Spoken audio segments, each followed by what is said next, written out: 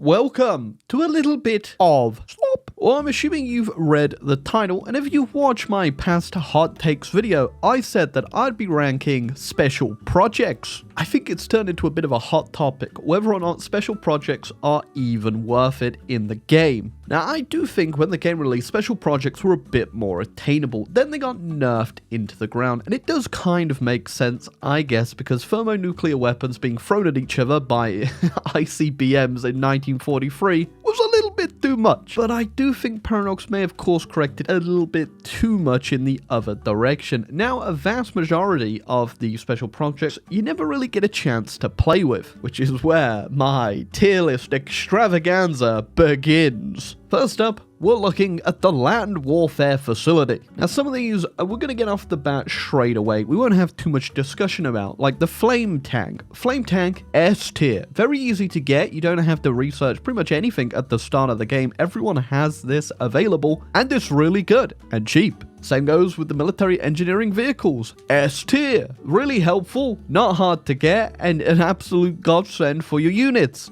Super heavy railway gun. Doesn't get much use in my books. I mean, I don't really use railway guns anyway, let alone the super heavy railway gun variant, to the point that I think I'm gonna whack this down in D tier. Now, to knock two off straight away, I'm going to put the multi-charge large caliber gun in A tier along with the super heavy howitzer, because you do need the super heavy howitzer to research the multi-charge large caliber gun, and large caliber gun is pretty fun and can just give you a static strap bomber, I guess you could say. I mean, the range is pretty atrocious, but let's say you're playing Germany, you've got it, you can then, do the fall of France and then just shoot into the UK forever, and you can actually get a couple of them down on the coast to go in on the UK, and it does actually add up quite a bit of strap bomb damage. And it doesn't hurt that it's also pretty easily available, unlike the Land Cruiser. Aside from like the opening meme games I did at the when the DLC came out, I don't see the point in the Land Cruiser at all. Just like real life, it's a bit too much out the way for a lot of input that it's just never worth it. Okay, but I will give you this. It does have some really good stats, so I can't put it in bottom F tier. I will put it in D tier. D for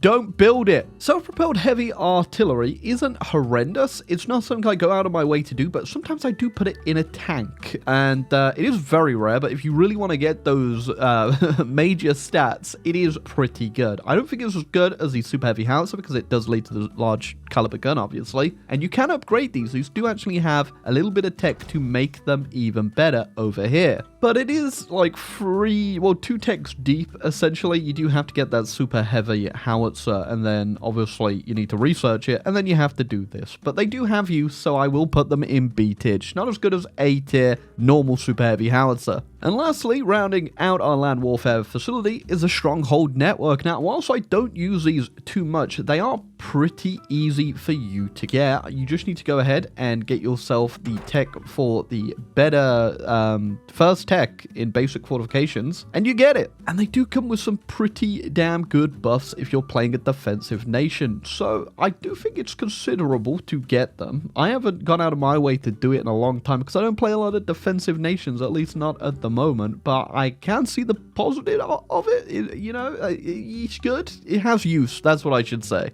Whereas some tech in these special projects definitely don't have use.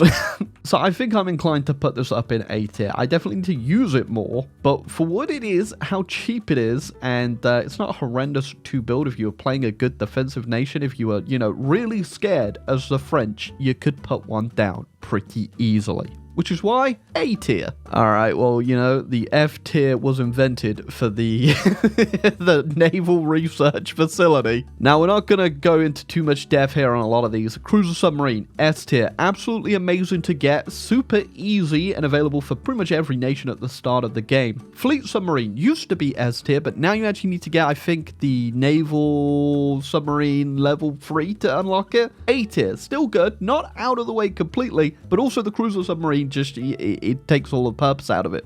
Nuclear submarine. This requires so much technology, so much time. It can only go to F tier. Now, I do think the nuclear submarine is so good. It's really good as a submarine, but it's so far out of the way. And I'm going to be real with you. If you have nuclear submarines, you've played too much of your HOI4 game. It's probably 1960. And you need to stop. Same goes for the missile launching submarine. These are kind of a fun gimmick if you're only going to get like the first tier of like missiles, but also you can only launch normal missiles. You can't do nuclear missile submarines until you get the nuclear missile submarine tech, which is another 1400 days. So I don't think missile launching submarine is horrendous, but it's definitely no use whatsoever, because if you already have missiles, they've got amazing range anyway. If you're looking for such a cheap way of having a strap bomber that's portable, there are just way better ways to do it. I'm going to put it down in D tier because it does have a rough use. Okay, nuclear missile submarine, completely pointless. F tier, because you can just get ICBMs, cover the entire map's radius. That this has no use. It's pointless and takes way longer to get. Okay, nuclear torpedo. I can't actually remember ever using. I'm not sure if I've put this to use. I do think it does a lot of damage, but the problem with it, like everything else, is that it requires so much time and so much tech before it that you never get a chance to use it. As such, F tier. Yeah, I want to hate midget submarines, but they're available at the start of the game. They do have a real cheap output that I do think there are like niche cases where you can put midget submarines to use. AKA if you're playing in the Mediterranean like the Italians.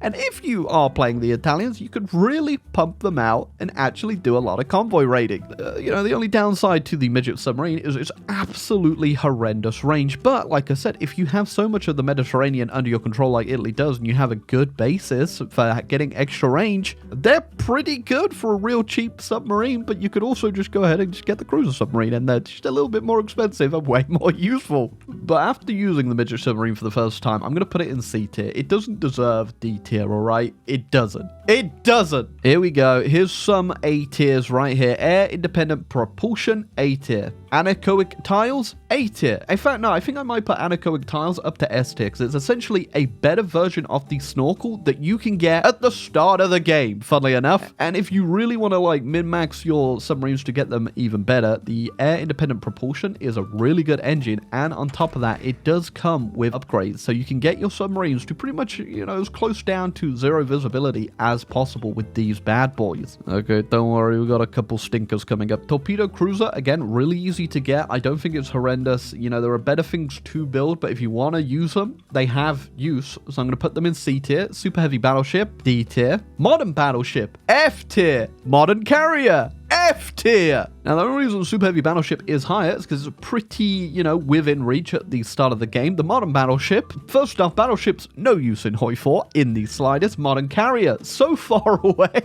that it's, again, pointless. But here comes the heartbreak. The Ice Aircraft Carrier. Now, I think this would have so much use in HOI4 because the gimmick with the Ice Aircraft Carrier is that you can put any plane on there. They don't have to be carrier versions of planes. So, if you wanted to just have some strap bombers on an Ice Aircraft Carrier, you could do it, and then you could just park, just out of Japan's range and just bomb them forever with some pretty cheap, strap bombers that are made not for range, but just pure destruction. But here comes the downside. 1,500 days to research. On top of that, to even be able to research them, you do need to go ahead and get yourself the 3rd level of 1940 carrier. It just honestly breaks my heart completely. I really wish they'd at least knock this down to the, the level 2 carrier. That way, the 1,500 days, it would make it attainable. It would take 3+ years, even if you get all the best events, but you could get it. You could potentially use this thing and it not be 1948. You do have to remember as well, you have to either refit them or rebuild them when they are to have maximum usage and put down pure runways on them. But,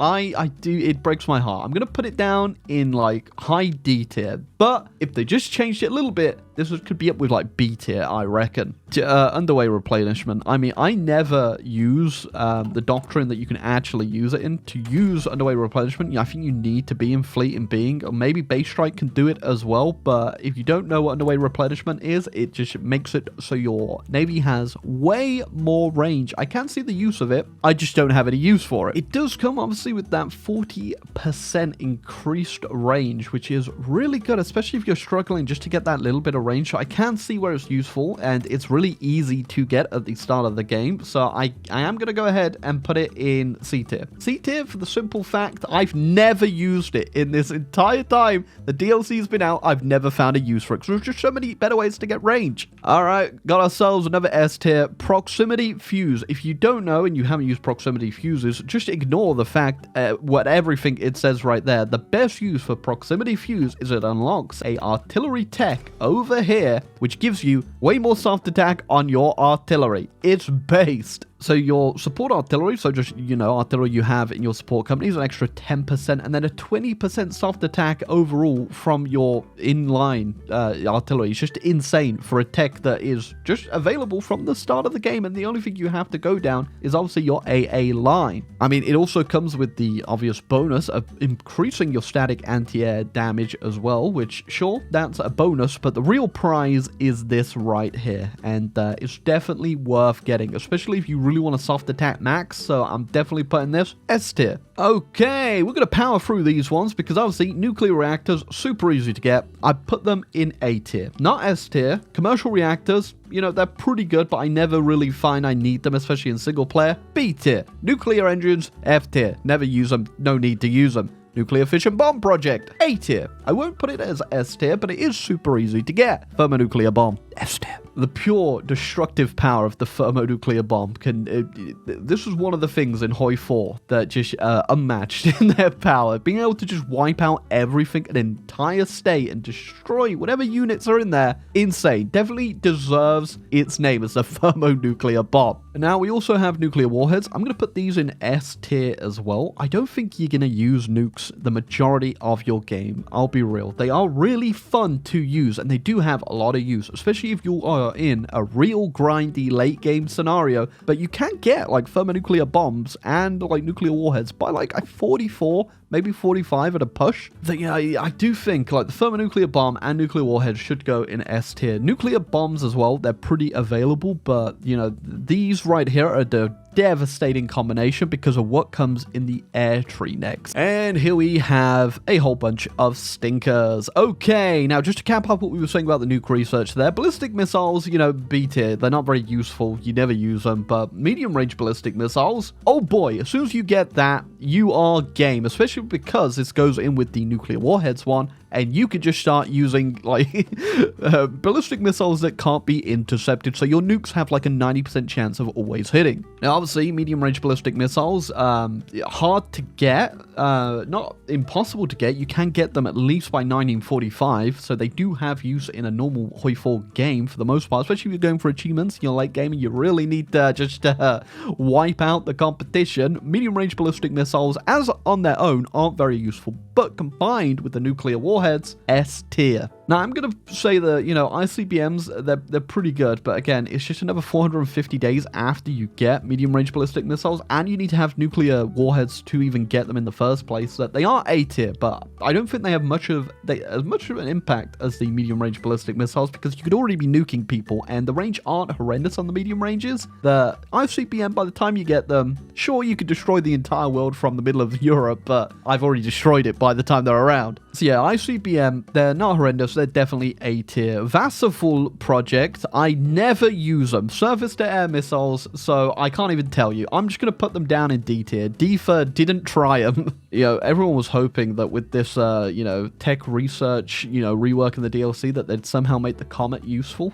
And no, funnily enough, I never use them. F tier. Although actually, just to be fair, because I'm not too sure how useful the surface-to-air missiles are either. I'll put the Comet up in D tier because you can get it pretty early, and on top of that, you know, you do get all the extra research over here to make them better. And I think someone in my comments once said that they do have a intercept concept to purpose. So check that guy's like search history. Okay, we could do like a quick fire round here as well. Flying bomb, literally completely pointless. F tier. You can upgrade them, but they have such horrendous range that there are two things that are better than them. First, the multi-large caliber gun, way better, has pretty much the same range. And then also just the V2. If you're going to use the V1, and sure, they get a whole bunch of tech to make them better, like I just said with the Comet, but not better than the ballistic missile, which comes way sooner. So we're just going to put that F tier. Okay, next up, radar. Radar, clearly an S tier. Same with helicopters, both in the S tier. Welcome to the Champions Club.